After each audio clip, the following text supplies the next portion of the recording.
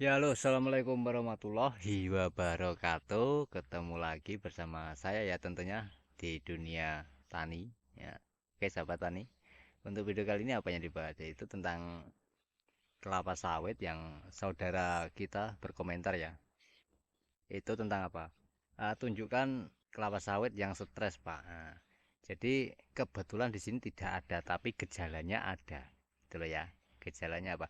Jadi faktornya yang saya terangkan di sini adalah faktor gejalanya mulai kedepannya stres itu kayak apa? Bisa dilihat di sini ya. Nah, nah itu di sana itu tidak pernah dipanen. Oke, saya akan ke sana ke sini. Nah, jadi ini kelapa sawit ini kedepannya pasti akan stres karena apa? Pelepahnya dihancurin oleh alat berat, eksavator ya pasti. Ini lagi pengerjaan eksavator paritnya. Nah, eksavatornya ada di sana itu jauh. Jadi itu penyebabnya itu mulai akan menjadi stres dulu. Oke, jadi apa, jadi itu yang akan saya terangkan. Nah, untuk cara mengatasinya gimana Pak ya, kita biarkan untuk pelepah itu pulih kembali ya, daun pelepah sawit ini loh itu akan pulih kembali. Dan di sini saya kasih tunjuk kelapa sawit yang terserang penyakit pada akar, pada dalam tanah. Nah ini, dan daunnya menguning ya, menguning bisa dilihat di situ kuning ya daunnya. Nah, ini faktornya apa Pak penyebabnya? Jadi penyebabnya ini bisa dari bibitnya ya, dari bibitnya. Jadi salah genetik penyebutannya gitu. Meskipun dia berbuah dan buahnya tidak pernah dipanen ini tidak pernah dipanen. Sebenarnya sayang sekali ya untuk yang punya lahan subur kayak gini. Ini lahannya bergambut ya, lahannya gambut dan itu buahnya itu tidak pernah habis, gitu loh.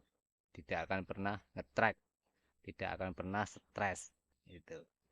Nah, dia yang dimaksud dengan stres itu kan tidak berbuah lagi dan biasanya berbuah buah landak. Itu pasti. Atau buah cengkir ya, cengkir, buah cengkeh bisa disebutnya kayak gitu. Oke, dari sini sudah paham ya, sudah jelas ya. Semoga videonya bisa menjadi pembelajaran bagi petani-petani kelapa sawit dan yang berkomentar sawit yang stres itu kayak apa Pak. Jadi kebetulan memang susah untuk mencarinya di sini. Waktu dulu memang ada sudah pernah saya upload di video sebelumnya, itu ada itu waktu serentak stres karena apa? Pemruningannya terlalu over pruning. Jadi buahnya itu ada buahnya tapi kedepannya untuk saat ini ya belum berbuah karena apa? Ya dari awal itu sudah dibikin stres karena pengerjaan eksavator di tapak timbun ya. Tapak timbun ditinggikan titik tanamnya. Jadi otomatis pelepah itu terkena aremnya itu, terkena arem eksavator. Nah, itu membuat sawit kita menjadi stres. Jadi hati-hati kalau untuk pengerjaan dengan eksavator ya, terutama di kebun kelapa sawit ya. Ya mau nggak mau tetap terkena. Pelepahnya bisa sengkles semua kayak gitu.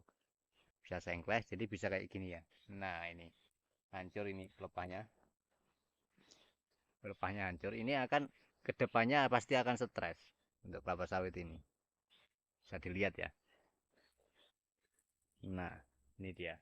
Meskipun buahnya itu merah loh itu. Luar biasa. Nah buahnya itu sangat banyak sekali untuk di lahan gambut ini tuh. Dan saya akan kasih apa ya, pembelajaran lagi tentang apa, gimana caranya untuk pelepas sawit ini bisa lentur.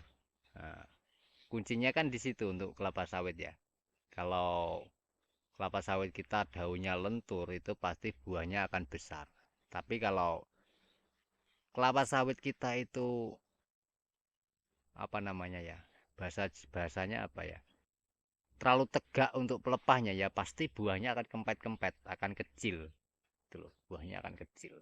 Nah, tipnya apa Pak? Jadi untuk sawit segini kan sudah pasti Yang dibutuhkan adalah produksi ya, tapi juga dipikirkan dengan pelepahnya. Jadi bisa sekali, setahun sekali atau 2 tahun sekali kita memakai urea untuk pemupukan atau ZA. Kalau di pupuk apa namanya, kimia ya, pupuk kimia kita pakai urea atau ZA. Nah, sedangkan untuk organik kita bisa 6 bulan sekali atau 6 bulan ya, yang ya 6 bulan lah, 6 bulan sekali. Itu selalu kasih dengan solid, solid kelapa sawit, limbah dari pabrik kelapa sawit. Kita bisa pakai itu. Ya, tujuannya apa? Untuk pelepah ini bisa sengkleh, bisa apa namanya? Uh, Lentur itu loh. Jadi buahnya itu bisa besar. Ya, dari sini bisa dilihat ya ini. Ini, ini kelapa sawitnya di lahan gambut. Nah, apa lahan gambut perlu urea, Pak? Kalau saya pribadi ya tidak perlu karena apa? Lahan gambut itu kaya dengan nitrogen. Kaya dengan nitrogen. Meskipun zat asamnya tinggi, seperti yang di video saya sebelumnya saya bilang ya, atasi dulu untuk masalah airnya di lahan gambut. Kalau lainnya bisa sering dengan apa namanya, kering, tidak terendam air ya pasti zat asamnya akan turun. Itu pasti. Contohnya kayak di sini, ini adalah dibikin parit ini. Ini tanggulnya ini, itu dalam sebelahnya sana. Sebelahnya sana itu adalah parit besar ya. Besar sekali paritnya. Dan ditanggul gini. Tujuannya apa? Untuk mengendalikan airnya, untuk menurunkan pH tanahnya itu. Jadi meskipun musim musim hujan itu kan tidak tergenang air. Tuh. Meskipun sekarang ini lagi musim El Nino ya, ini sangat ekstrim, sangat ekstrim. Tapi untuk di lahan gambut ya jangan khawatir karena kalau di menurut saya tidak berdampak ya kalau di lahan gambut ini. Tuh bisa dilihat ya. Buahnya pun tetap banyak dan pelepahnya itu tetap sengkleh dan hijau. Nah bisa dilihat hijau-hijau tuh. Jadi itu saja yang saya bagikan pada teman-teman ya. Untuk sawit yang stres itu gejalanya apa? Satu adalah dari pengerjaan dan ekskavator, dan kedua cara pemanenannya yang selalu disengkleh.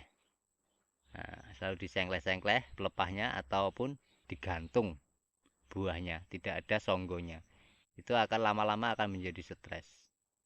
Oke. Dan yang ini adalah contoh gejalanya.